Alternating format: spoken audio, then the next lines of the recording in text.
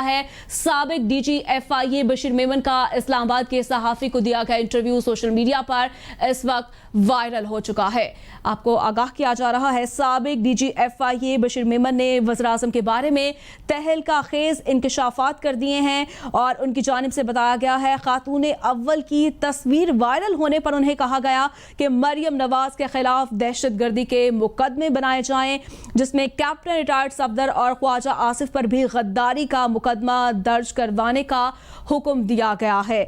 मजीद भी कहा कि 56 कंपनियों के केस में इंक्वायरी न होने पर हाथ नहीं डाला कि इलेक्ट्रिक के मालिक के खिलाफ इंक्वायरी पर वज़ीर आज़म ने क्लीन चिट देने की हिदायत दी है। मुझे कहा गया कि सोशल मीडिया पर वायरल तस्वीर पर मरीम नवाज के खिलाफ दहशतगर्दी का मुकदमा दर्ज करें। बशीर मेमन की जानिब से कहा गया, मैंने कहा कि दहशतगर्दी कैसे हो गई है, कानून इसकी इजाज़त नहीं देता है। दहशतगर्दी की कानून में एक्सप्लेनेशन है और वो एक नॉर्मल तस्वीर थी। हम आज़ाद पंछी नहीं कि जिस डाल पर चाहें बैठ जाएं। बशीर मेमन की जानिब से इंटरव्यू में ये इज़हार ख्याल किया गया है। बाद में नाब की जानिब से उन पर सारा प्रेशर ख़त्म हो गया है। कैप्टन रिटायर्ड सफदर के खिलाफ दहशतगर्दी, ख्वाजा आसिफ पर गद्दारी का मुकदमा दर्ज करने का हुक्म दिया गया है। बशीर मेमन की जानिब से ये इंकशाफ किया गया है, आला तरीन दफ्तर में बुलाया गया और एक्शन लेने का कहा गया। साबिक डीजी एफआईए बशीर मेमन की जानिब से ये इंकशाफ किया गया है, कहा कि एक्शन लें, फलां ने ये नाम लिया और मजीद भी कहा कि मरियम के सोशल मीडिया सेल ने इस पर काम किया है। शहबाज शरीफ की फैमिली के खिलाफ 56 कंपनियों के केस में हाथ ना डालने की 2 वजूहात थी। बशीर मेमन की जानिब से मजीद भी बताया गया, कंपनियों के हवाले से एक तो इंक्वायरी नहीं थी, दूसरा ये सूबाई एंटी करप्शन का मैंडेट था कि इलेक्ट्रिक की मालिक कंपनी अबराज ग्रुप के खिलाफ इंक्वायरी पर वज़ीर आज़म ने बुरा बनाया है।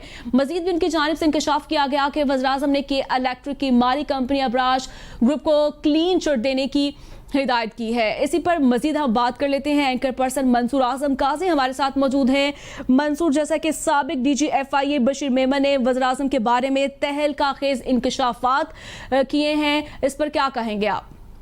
जी, थैंक यू वेरी मच। बिल्कुल, जिस तरह अभी बशीर मेमन साहब का एक ये जो उन्होंने इंटरव्यू दिया है उसके काफी वायरल हुआ है और आपको याद होगा हम लोगों ने कैपिटल टीवी पे जब इनको जबरी तौर पे रुखसत किया गया था और रिटायरमेंट से 15 दिन पहले इनको ट्रांसफर कर दिया गया था और इनकी जगह नए डीजी एफआईए लगाए गए थे, तो उस वक्त हमने इसके ऊपर कैपिटल टीवी पे हमने इस पे आवाज भी बुलंद की थी कि ये एक बहुत नाइंसाफी है। और उसके बाद इस गुस्से में इन्होंने रिजाइन कर दिया था, जिसको प्राइम मिनिस्टर इमरान खान ने एक्सेप्ट कर लिया। जब उन्होंने रिजाइन एक्सेप्ट कर लिया तो दैट मीन्स कि अब इनकी रिटायरमेंट या उसके बाद पेंशन वगैरह इनको नहीं मिलनी थी। ये इस्लामाबाद हाई कोर्ट में गए और इस्लामाबाद हाई कोर्ट की चीफ जस्टिस ने आज इनको इनके हक में ये आज या कल इनके हक में फैसला दिया है कि इनको फिल फॉर इनकी जो पेंशन एंड ऑल दैट वो मिलेंगी। नंबर 1। नंबर 2, जहां तक जो कुछ बशीर मेमन साहब ने कहा है ये बहुत सीरियस एलिगेशन है। दिस इज नॉट समथिंग जिसको हम फोरगो कर सकें या लेट गो ऑफ थिंग्स कर सके। ये वो एलिगेशन हैं जो उन्होंने अपने एक्सपीरियंस 2.5 साल ये डीजी एफआईए रहे हैं। मुझे थोड़ा सा एफआईए को मैं जानता हूं। एफआईए के अंदर जो इन्वेस्टिगेशन करनी है वो पहले उसका गो है डीजी एफआईए से आता है। ये नहीं हो सकता कि कोई वैसे आ जाए और एफआईआर दर्ज हो जाए। पुलिस में पहले एफआईआर दर्ज होती है, एफआईए के अंदर पहले इन्वेस्टिगेशन होती है। जब इन्वेस्टिगेशन प्रूव होती है तो उसके बाद उस पर पर्चा दर्ज होता है। इन्होंने जो चीजें बताई, जो कुछ इनको कहा जा रहा था, जो कुछ एक इवन केएससी को लेकर जो इन्होंने बताया कि सुई सदरन ने जो इनकी आउटस्टैंडिंग थी वो देनी थी और उसके ऊपर जो ग्रीवियंसेस थे, मेरे ख्याल में इसकी प्रॉपर तहकीकात होनी चाहिए। एक न्यूट्रल इदारे से जो इसको जुडिशियल कमीशन इसका बनना चाहिए जो इसके ऊपर प्रॉपरली इन्वेस्टिगेट करे। इट्स नॉट लाइक कि आप ब्यूरोक्रेट्स को, यही हमारा पहले दिन से यही इशू है जो हम लोग कर रहे हैं कि आप निजाम को दुरुस्त नहीं कर रहे, आप लोगों को उठा के फेंक रहे हैं। अभी आपने देखा होगा इवन आजकल के अंदर भी जिस तरह पंजाब से सारे लोगों को उठा के बाहर फेंका गया है। सो ये एक बहुत बड़ा अलमिया है इस वक्त इस निजाम का कि आपको अपनी पसंद के लोग चाहिए, आपको अपनी पसंद के लोग रिक्वायरमेंट नहीं होनी चाहिए। आपको अपना सिस्टम इवॉल्व करना है इस लेवल के ऊपर कि आपके अंदर कोई ऐसी काली भेड़ें ना आ सके और ना वो मैनिपुलेट कर सके इंस्टीट्यूशंस को, ना ही जो ऑफिसर्स हैं उनको। नंबर 3, प्राइम मिनिस्टर के बकौल उन्होंने कहा, उन्होंने प्राइम मिनिस्टर का नाम नहीं लिया, उन्होंने कहा हाईएस्ट अथॉरिटी हम सबको पता है head of the government prime minister होता है। और उन्होंने कहा, अब देखिए जी, ये सारी चीजें जो है ना, ये डायरेक्ट एलिगेशन है to the prime minister Imran Khan. इस वक्त अगर उनका कोई स्पोक्स पर्सन आए, कोई इनके जो नाम नहाद तर्जुमान बने हुए वो आए और वो ठीक है, जो इनके नाम नहाद तर्जुमान बने हुए हैं, बहुत शुक्रिया मंसूर आजम काजी आपके कीमती वक्त का।